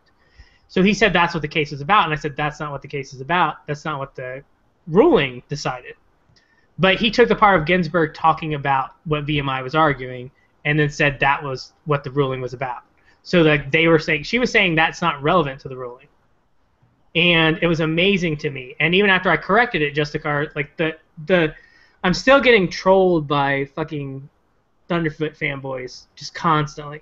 It's like, it amazes me. They will defend him no matter how indefensible his position is. It is unbelievable. And Justicar fanboys are the same way. I think it's because they kind of see themselves as him, and they sort of project a lot onto him, and and they look up to him, and so they want to defend him because he's someone that they've invested into emotionally. Well, yeah, it's hero worship, basically. Yeah. I respect this person, you're attacking this person, therefore you're attacking somebody I respect, therefore you're attacking something that I value, therefore you're attacking my values, therefore, fuck you. Exactly. It's like their value system. It's like when they personalize this issue being Thunderfoot, and so by attacking him, you're attacking them. Like, don't question him. I believe him, therefore he's right. Therefore you're wrong. Mm-hmm. This is very simple. I don't want to say sheepish, because that's so played out as a word, but I mean it is. It's just sheep mentality. And they're just going to keep attacking you, because the worst part about it is that actually the more you're right and the more that they know, the more, and they know or at least believe you to be correct, I think they become more aggressive. Yeah, that's how I can tell. The MRA now really hate me on YouTube, because my girlfriend has gone to some of the MRA responses to me, many of which I haven't seen, and she goes, like, the comments are incredible how much they hate you. And I'm like, yeah, it's because I'm right. That's really, like, it's a testament to how much I really hurt them. Because, like, they really hate me. It's intense hatred. If you... Get called a million different names, like, oh, Squazzerzo's just subcultural Marxist who fucking hates men, and he's a mangina, and blah, blah. So many terms. Whatever happened to the good old days where you can just be a troll and call someone a faggot? Like, you fucking faggot! Now now it's all politically motivated trolling. I know, That's seriously. the worst kind of trolling. And now people use like political terms, and especially like really old terms like Marxist. Like, really?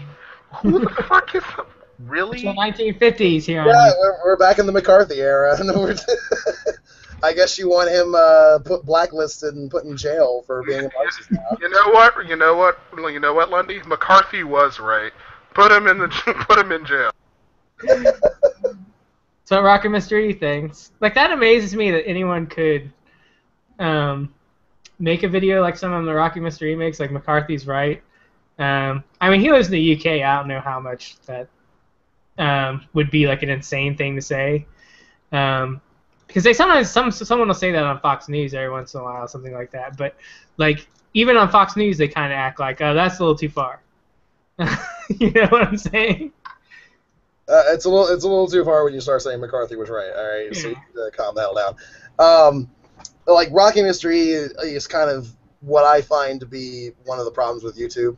If you have a British accent and are capable of talking at length, non-stop, using jump cuts and the like, people will tend to believe you a lot more and accept that your ideas make a little more sense for some reason. I'm not sure why. It's just kind of what seems to happen. Well, the thing about YouTube, I get called ageist all the time when I say this, but I think like the average age on YouTube must be something like 25, and the average maturity level must be like 12. Because like that's what I think is everyone's really impressionable. Like I had somebody call me an idiot about Thunderfoot, and it was somebody who really looked really young. Like they had a picture I assumed was them, and it was like looked like a 13, 14-year-old kid, and he had like a haircut that was very much like David Cassidy in the 70s. So I said like I loved you on the Partridge Family. That was just my response to him. And he goes, what the fuck is the Partridge Family? I laughed for like.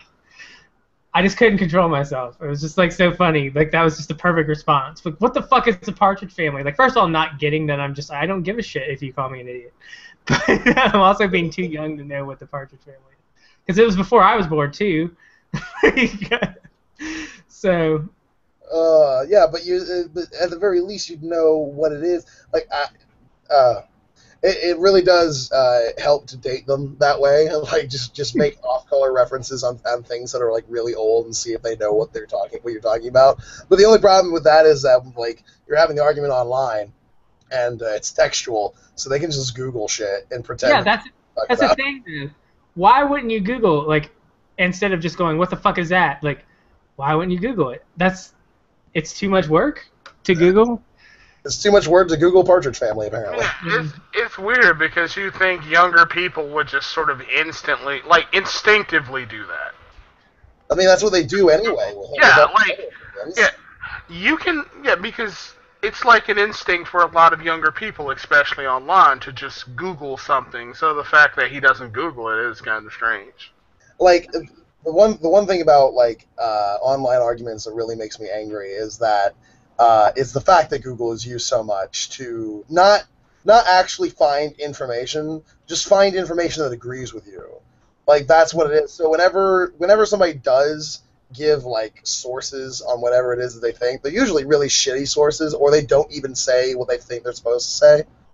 And that's like I remember when I made a video response to Girl Does Rant, where I went over the wage gap. I gave some sources as far as like the wage gap being a valid thing, and the response I got was somebody linking like 4 more sources saying that it wasn't valid. Like 2 of them were YouTube videos, the other 2 were like opinion pieces in like newspapers. I'm like, okay, why do you think that counts? You can use an opinion piece if it's an expert. Like I've used blogs from actual experts. Like say Paul Krugman's blog and stuff like that, but like people will just use. I used to have a blog around 2005 and 6, and it was a political blog. And what happened was I wrote a blog about conspiracy theories and like how they've come back, and how I think it was called like how did we get so paranoid, and like really like the internet has brought them back. They used to all be, a lot of these dead ones have revived. and conspiracy theorists found this, and it just became this fight with me and conspiracy theorists. But they would just give me someone's personal blog as a source, like somebody who says like, and then they would literally tell me shit. Like one guy, when I was talking about like fluoridation in the water, he goes, "We put poison in your water. I used to work for the water company," or something like that, and he was just like, "You wouldn't believe what we put in the water." I was like, "So you are confessing to me that you murder people by putting poison in their water, yet you think this is a bad thing?" It's like, what? Like, they will just say whatever. It's like they're really out of their head. Like, more so than anything else. That was like the thing, and I've actually used that as an ad hominem, though, like against like some people like Felicia, who was harassing me. When I got back into it again, because I've used that as an ad hominem too, because she's an anti-vaxxer and she's a 9/11 truther, so I like really don't fucking believe anything she says. I don't believe that she has the capacity to be rational in any way. So, and that might be unfair on my part, because I do know people who are smart who do believe in like some ridiculous conspiracy, but I don't know. I was watching the Opie and Anthony fucking like trilogy on Jesse Ventura. That's definitely a treat that you should watch. So Yeah. just to explain, because like this isn't exactly like a huge thing anymore, and it hasn't been for years. But what ended up happening was Jesse Ventura was first coming out with his television show Conspiracy Theory, I believe actually was called, on True TV, and so they invited him to explain what's on the show on their show. And the whole time, like, leading up to that interview, they're doing nothing but just, like, making fun of him. They played his trailer for the show, where he says stuff like, "Oh, good. I got cut off." Yeah, we're live again, though. We're live again, though, so I don't know what the hell happened there. Yeah. Counts is I'm going to go ahead and see if I can put him back in there. But anyway, so I don't know when it cut me off. You were saying that they were making fun of him. Yeah, they played his trailer where he starts saying stuff like "poison in your water." What was it? I forget what it was. Ah, damn it. Thermite paint. That's what they said. And just that's the majority of what they would talk about all the time concerning him before he got on the show. And then he got on the show, and he's talking to people who are like former conspiracy theorists, essentially, because that's who a lot of people on Opie and Anthony are. They're not exactly the most rational people in the world, but I guess the main one was Jim. I forget his last name, but he's a comedian. And Jim Norton, that's what his name was. And he just got into a huge yelling match with Jesse Ventura, where it was after a certain point, it was no longer about whatever facts they were trying to talk about. It was just about whether or not Jim Norton's a real patriot or an American, or have you been in the military? Blah, blah, blah. And like, you're anti-Constitution, shit like that. Like, and that is in general the feel that I get from many conspiracy theorists, that they're so very flippant with anyone who disagrees with them, like, "Oh, you just believe whatever the government tells you, even though they lie to you all the time," whatever. And like insulting your intelligence, saying that, "Oh, you just don't know," blah blah blah. Whenever you make a counterpoint to whatever they say, they laugh it off like it's absurd that you could have a valid point in general. And by the end of the interview, Jesse makes he grabs Jim's shoulder and says, "Thank you for being a true American," and then walks off in the middle of the interview. And that was just gold to me. It was absolute gold, where they made Jesse Ventura rage quit an interview show. Here's my question, Lundy. Did you also tell Sequester Zone about the chemtrails that can be destroyed without vinegar? Alan's likes to send me stupid fucking videos.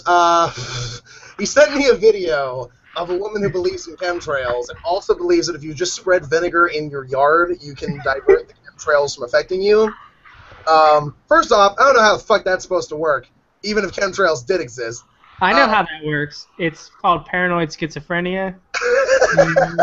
Like, and so there's actually My only response to this video was, she's just killing her lawn. That's all she's doing. like that blew my mind when Lundy first said that to me. It was like I showed him the video and I was expecting a response, and then he's like, she's destroying her lawn. I'm like, really? That's all you have to say to What do me? you expect me to do? To be like, well, here's why chemtrails are kind of a bullshit concept. Like, what do you want me to do? Like, clearly this woman's out of her fucking mind.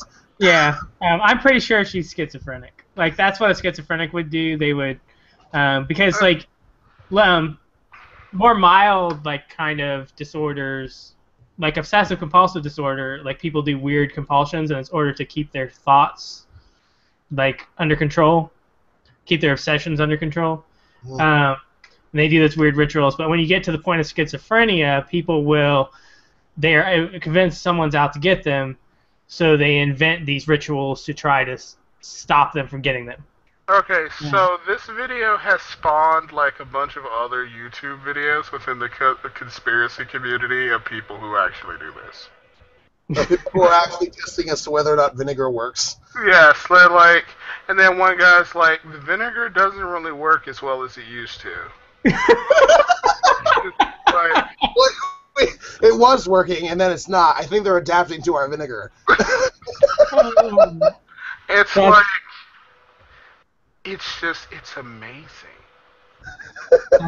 That's funny. Like, I had to deal with these schizophrenic, or these basic, like, conspiracy theorists who, like, sound like they're schizophrenic all the time. And I started researching conspiracy theories, and, like, the fluoridation in the water one, it actually comes from the movie Doctor Strangelove. Like, I knew it was in Doctor Strangelove. The character Jack D. Ripper, like, says that, like, that fluoridation is a communist plot, and he only drinks distilled water. And there's no trace of it in the culture until Doctor Strangelove came out, and then it just appears in the culture. And when you trace most conspiracy theories back, they seem to originate from fiction, because people think that both David Icke's crazy conspiracies about lizard people and the Eric Van Dawkins ancient astronaut conspiracy both come from H.P. Lovecraft. They both just, like, read Lovecraft and decided it was nonfiction. Yeah, like, here's one of the fun things about David Icke. So there's this guy, I can't remember his name, but he made a debunking video of ancient aliens, and it was fairly well done. And so I looked for more things that this guy did. And I found him doing a debunking thing on David Icke. And I like to find, like, really long YouTube videos that I can just, like, play in the background while I'm playing video games and that kind of stuff. And it was like a 2-hour long debunking thing, and I'm like, oh, this ought to be pretty good. The guy is a conspiracy theorist who's debunking David Icke based off of his ideas that David Icke believes in aliens, whereas this guy believes that those aliens are actually demons. Oh my god!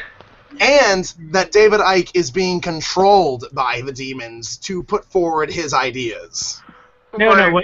What you really need to understand is that the Illuminati are alien, demon, Jewish Nazis. You have to understand this. It's the only way it makes sense. So there are these things called satanic UFOs that are apparently pretty common in the conspiracy community. So they're UFOs that we captured, but they're driven by, like, satanic power. And apparently, like, this is insane. The biggest thing that I think is funny is whenever one of these people interviews someone who claims to be a sleeper agent for the government. Like, they got brainwashed at some point, and now, like, they can be activated at any time to just start killing people. And, like, because they'll tell their stories, and their stories are, like, batshit insane, out there, crazy things.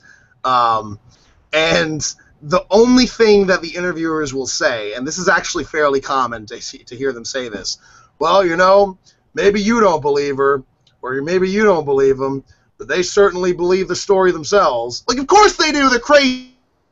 If that kind of, you can't fake that kind of, you can't. Sorry. No problem. I was just gonna say you can't fake that kind of passion. It must be true. Well, it's a sincerely held belief, so the Supreme Court would say it has power to affect your ability to take away people's insurance because it's sincerely held. Like, that's the important. Yeah, like I don't even like know how. Hello? Are you? Hello? Are you having technical difficulties?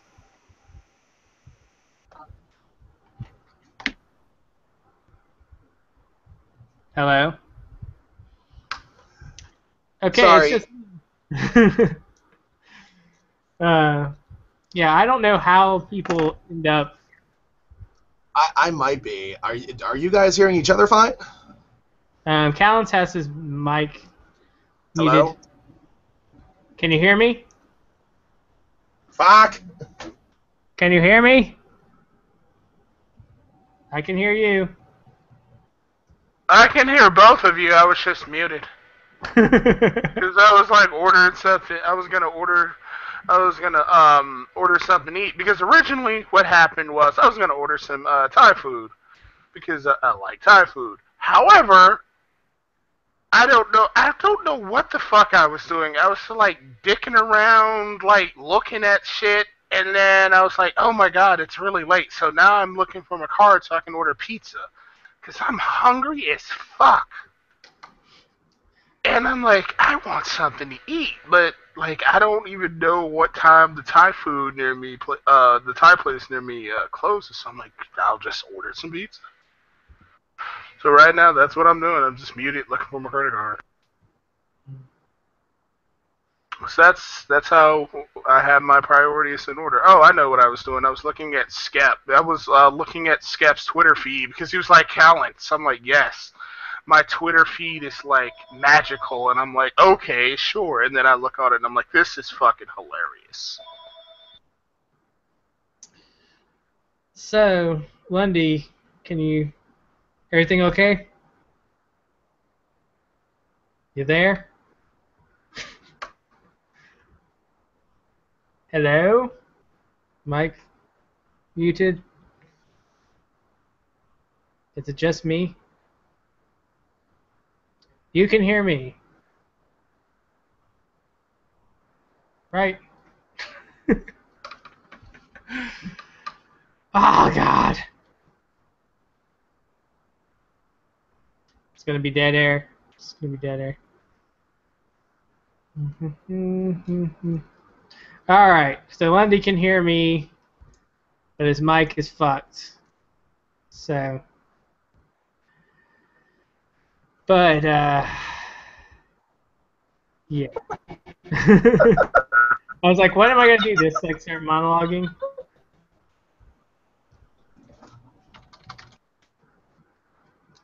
Might as well. All right. Well, I might as well just start monologuing. Whatever's on my mind. Nothing is on my mind. My mind is blank. So, now I'm thinking about Thai food. So...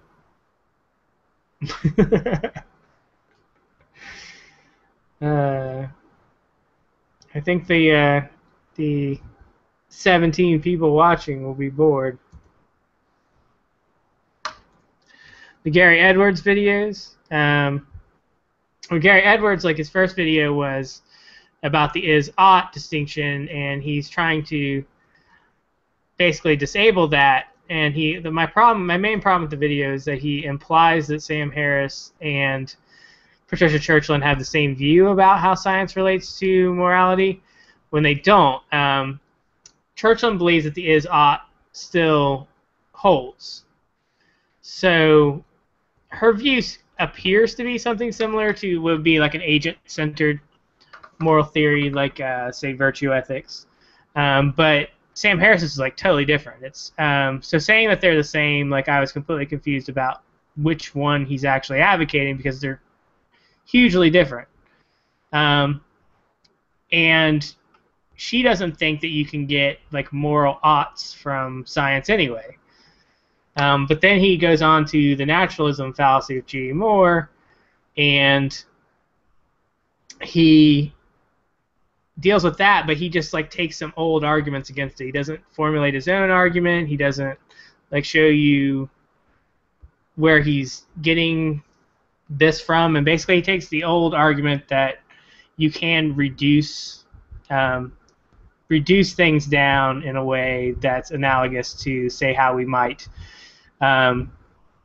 know what good is in the abstract, but science could reveal something about what good is that we didn't previously know. And he uses the water and H2O example where he says, well, we knew what water was, but in a scientific sense, it wasn't until we learned water is H2O that we knew what water was made of. So he's kind of saying goodness is the same as that. We may understand what goodness is abstractly, but science will tell us what it's made of eventually. And this only works if you think that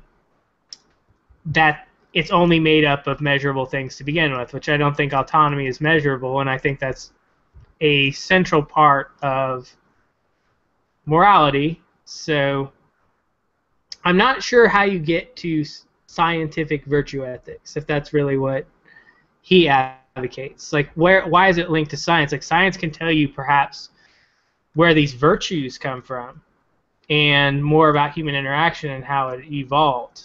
But I don't see how that helps you in any way when like formulating your theory.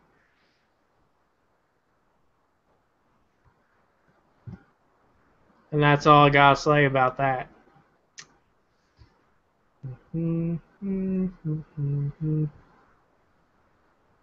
Yeah, I know. I didn't look at his comments. There was like a bunch of big long responses to it. It's just because I didn't want to be in a fight. He was disappointed in me.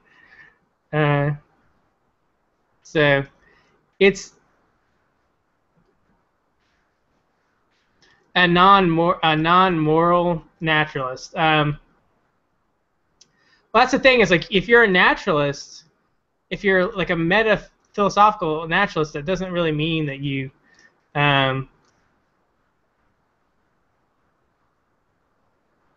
doesn't really follow that you're necessarily a moral naturalist.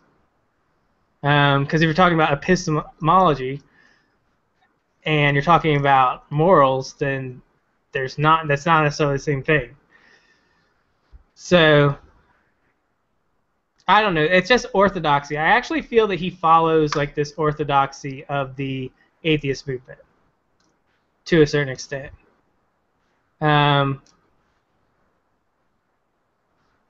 Because for like almost half of philosophers call themselves metaphilosophical naturalists, and I bet you if you looked for who is the moral naturalist, it would be a very small number.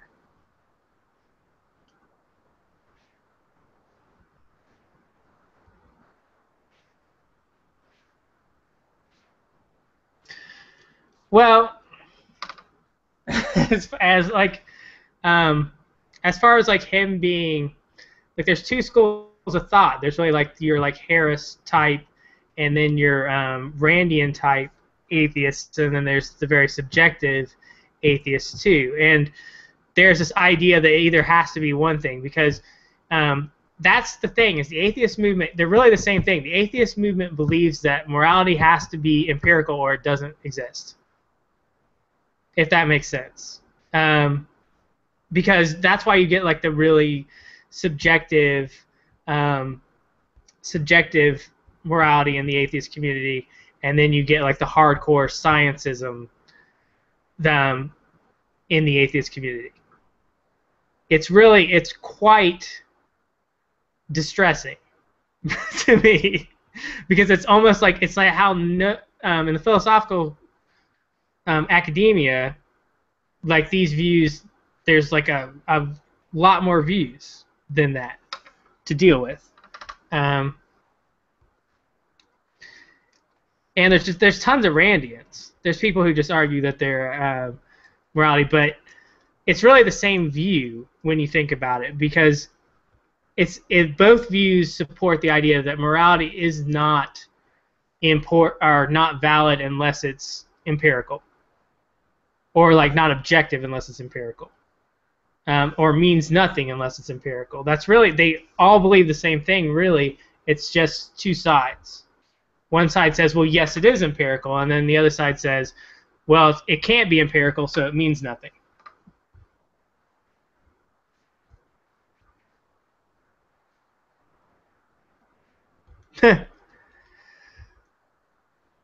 Yeah, the whole idea, like the utilitarian, people are arguing about utilitarian. What he just said is, one of the viewers asked what was a really bad movie you saw lately. The utilitarians always just minimize this idea about where their morality goes. And science-based utilitarianism is even scarier than regular utilitarianism, because I think those thought experiments against utilitarianism are often exaggerated because, yeah, they don't really work. But they're contrived. They're so contrived that you wouldn't really encounter this in real life. But they're so... that when you start making like a science-based morality, then what's to stop you from reprogramming people's brains to be whatever you wanted them to be? If you're someone like Sam Harris, you could say, like, I can reprogram people's brains to get rid of religion because I think religion is bad, intrinsically bad, even though science can't prove that to me. And I have this value, so I'm going to reprogram their brains.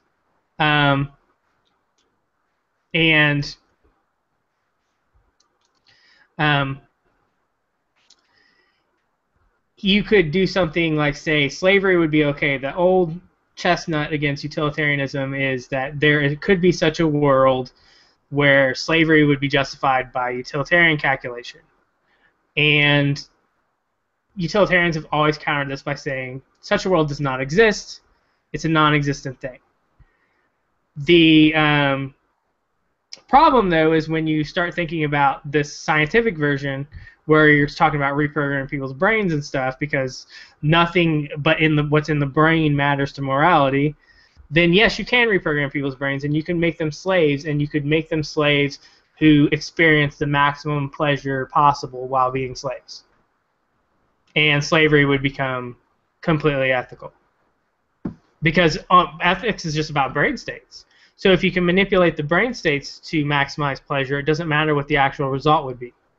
It's just what manipulation of brain states leads to the greatest good for the greatest number of people. And that's horrifying. It's absolutely scary. It's what follows from Sam Harris's moral theory, though. I don't see how you can argue that it can't. Like, give me examples that like counterexamples that prove this wrong. Like, give me some kind of argument. All right, so he's saying he had a discussion with Venaloid about morality. Yeah, and Venaloid, like, he's very unsophisticated in his knowledge of philosophy. So he'll like say something and not realize what follows from it, and then when you point out what follows from it, he'll say, I didn't say that, which just describes pretty much 90% of the people you argue with on YouTube as well.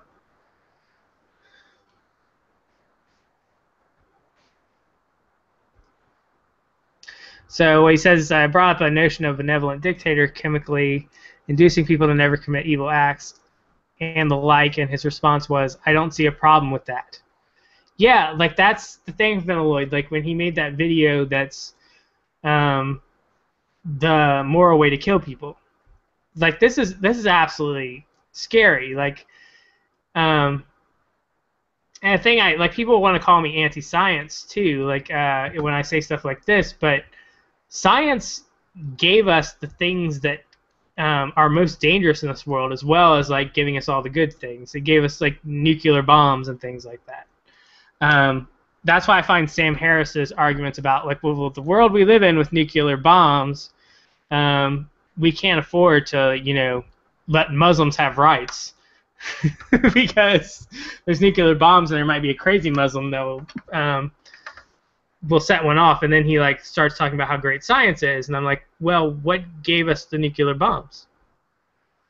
The misuse of science, the idea that science is just for killing people. That's really what science, the 20th century, a lot of the scientific research that governments did was about killing people. Really, when you think about it. Probably much more energy has been spent in the advancement of science and how to kill people than has been spent in how to save people and make people's lives better. And hopefully we're moving away from that, but I think it's just because we've maximized the ways of killing people at this point. Or at least we have, since World War II, now realize just how horrible things like biological weapons are that were used in World War I and atomic weapons that are used in World War II, and we just don't want to live in a world like that. But there's still going to be people who want to develop things like that. Science is a double-edged sword, just like everything else. And people who don't realize that's a double-edged sword, just like religion is a double-edged sword, they're making the same mistake. Yeah, we're gonna, I guess, sign off, because I'm just talking to myself.